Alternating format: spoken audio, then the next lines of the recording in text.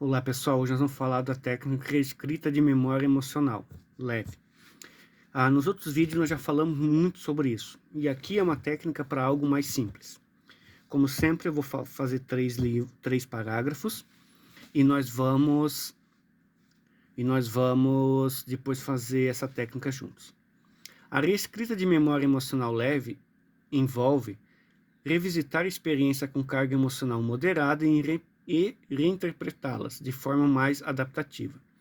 Diferente de intervenções profundas, o foco aqui está em eventos que ainda geram desconforto, mas que podem ser acessados com segurança. O objetivo é alterar o significado atribuído à experiência. O processo geralmente inclui a evocação detalhada da memória, seguida da introdução de novos elementos interpretativos, como maior compreensão do contexto, recursos que não estavam disponíveis na época ou respostas mais adequadas. Isso não altera o fato ocorrido, mas modifica a forma como ele é representado internamente. Do ponto de vista neurocognitivo, trata-se de um processo de reconsolidação de memória. Ao reativar a lembrança em um estado controlado e inserir novas interpretações, há uma atualização do traço nêmico. Com repetição, a carga emocional negativa tende a diminuir, reduzindo a probabilidade de reativação disfuncional. E aqui eu tenho duas memórias da época do trabalho. Muito legal. Então eu vou contar uma memória lá atrás. Era meu primeiro emprego. Eu devia ter uns 21, 22, 23 anos, algo assim. E eu tinha trabalhado num projeto de Seis Sigma, na área da engenharia, um projetão gigantesco, tinha dado R$1 milhão de retorno anual, se eu não me engano, para a empresa. Era um dos maiores projetos lá. E eu vou ter que reinterpretar vários momentos desse projeto. Vários momentos. Então, vamos lá então. O primeiro momento que eu lembro que é uma experiência que tem uma carga emocional moderada, é que teria que ter uma equipe e não tinha muito bem uma equipe formada. Já vou reinterpretar o porquê que não tinha. Isso é muito claro.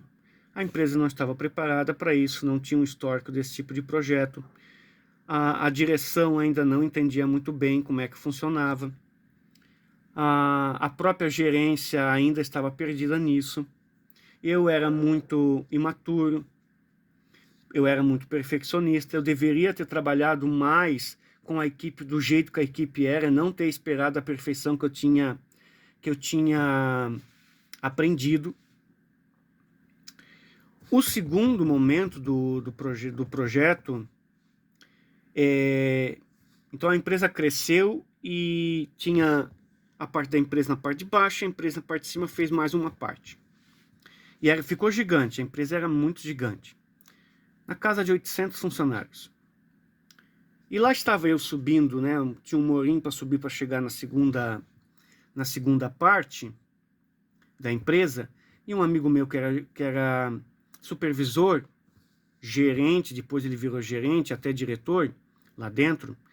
E ele encostou do meu lado, nós conversando, subindo. Ele participando do projeto dele, eu participando do meu projeto de Seis Sigma. E ele fala assim para mim: "Oi, Denilson, em 2 meses tem que dar resultado, senão o projeto acaba. Ou você tá fora", eu não consigo nem lembrar muito bem disso que ele falou. Ele só chegou e falou assim, ó, em 2 meses o projeto tem que dar resultado ou tu tá fora.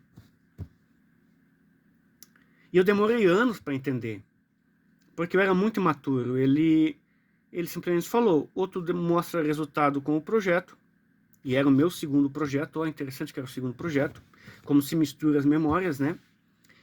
E ou dá resultado ou você tá fora.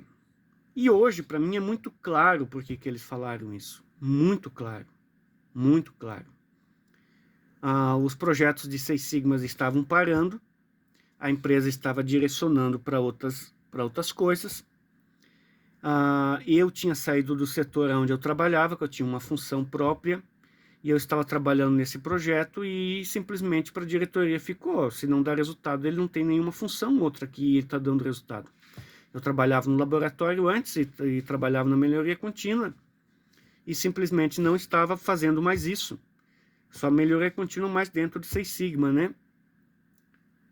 E eu lembro que eu terminei de subir, entrei na sala minha, abri o computador, bati os números que eu tinha e alcancei o resultado. Tinha um percentual de rejeito, tipo 7%, por exemplo, e tinha que chegar a 3,5%, e deu 4%, lembro que era 4%, deu 3,22%, algo assim. Mas fazendo a reinterpretação do momento, né, foi dada a oportunidade para mim, ó, você tem 2 meses para chegar no resultado. Já passou o tempo do projeto, que nós gostaríamos que tivesse acabado, e é isso. E é um projeto, né, reinterpretando, por que eu não ganhei mais tempo, por que eles falaram isso? É um projeto que estava na mão de uma outra pessoa, essa pessoa pediu demissão, eu caí de paraquedas nesse projeto, a própria diretoria entendeu que eu caí de paraquedas no projeto, quer dizer, eu caí sem saber nada, né? Eu estava ali no projeto sem saber nada. Eu estava trabalhando muito duro no projeto, mas ainda se inteirando do que tinha no projeto. Então eles decidiram, no lugar de demitir, me dar 2 meses. E eu lembro que na outra semana eu já apresentei os resultados. E foi extremamente positivo, extremamente positivo.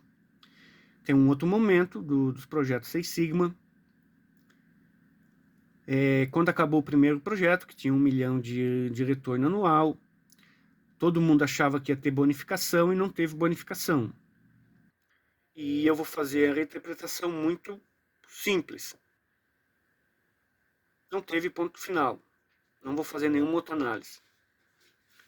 Ponto. Ninguém disse para mim que ia ter bonificação, a empresa não prometeu bonificação, eu não esperei bonificação e não tive. Foi mais uma reação que eu tive porque o pessoal esperava que tivesse bônus do que eu ter ficado chateado. Resolvido. Outra situação. Terminou o projeto, estava todo mundo reunido, e ali eu fui muito maturo, extremamente maturo. Foi muito maturo. Nossa, que situação. E quarta-feira, vou contar um pouquinho atrás, toda quarta-feira tinha que apresentar o projeto. O diretor industrial, ele acompanhava muito de perto isso, porque ele tinha uma preocupação muito grande da parte de melhoria contínua, que ele queria que funcionasse. Ele então trabalhava com Kaizen, trabalhava com 5S, trabalhava com 6 Sigma, com 5W2H, PDCA, Ishikawa, trabalhava com tudo, com todas as ferramentas. E 6 Sigma era a galinha os ovos de ouro. Eram os ovos de ouro. E lá estava eu toda quarta-feira apresentando o projeto. Como é que estava o projeto. E o diretor, toda vez que eu chegava na sala dele, eu era o primeiro a apresentar, ele comia um chocolate e me dava um pedaço. E aquilo me programou. E acabamos o projeto. O projeto foi um sucesso. A diretoria, meus parabéns. A gerência, meus parabéns. Recursos humanos, meus parabéns. Meu superior direto, meus parabéns. Meus colegas de 6 Sigma, meus parabéns. E parabéns para eles. E estava todo mundo ali na sala. E naquela euforia. E é dado um brinde para cada um. Vocês não acreditam. Cada um ganhou um brinde. E eu era vegetariano e não bebia bebida de álcool na época. Eu era vegetariano na época, hoje eu não posso beber porque eu sou transplantado renal. E presta atenção no que eu vou falar. Presta atenção. E tá finalizando tudo, e eu ganhei um brinde, e o brinde era uma agenda. Uma agenda... Não tenho nada aqui próximo. Mas é uma agenda parecida com o celular,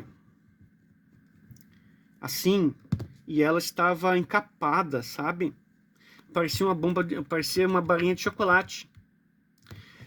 E daí pega o Edenilson de 20 anos atrás, eu fui falar com 3 anos de idade, eu sou autista, eu não sabia que eu era autista, então eu não tinha muita desenvoltura para falar. E o diretor pergunta, né? Mais alguma coisa, alguém? E eu estou com aquela barra na mão, que eu achava que era uma barra de chocolate, mas era uma agenda, e eu digo assim para ele, para todo mundo ouvir: não, não, está bom o chocolate? Porque eu achei que era o chocolate. E ele fala assim: ah, tu quer chocolate? Então ele pega lá a barra de chocolate e oferece para todo mundo. Ninguém aceita, lógico, né? E eu tenho que aceitar porque eu pedi, né? Só que o que eu tinha na mão, quando eu falei chocolate, eu apertei, ele foi para, né? Ele foi para, teve uma depressão ali. Não era chocolate. E eu peguei esse chocolate. Então vamos reinterpretar. Primeiramente, eu era imaturo. Segundo, Edenilson, você não deveria ter comentado o presente sem ter aberto. Eu já me sinto melhor. Terceiro, Edenilson, ninguém soube que você se enganou. Todo mundo achou que genuinamente você pediu chocolate.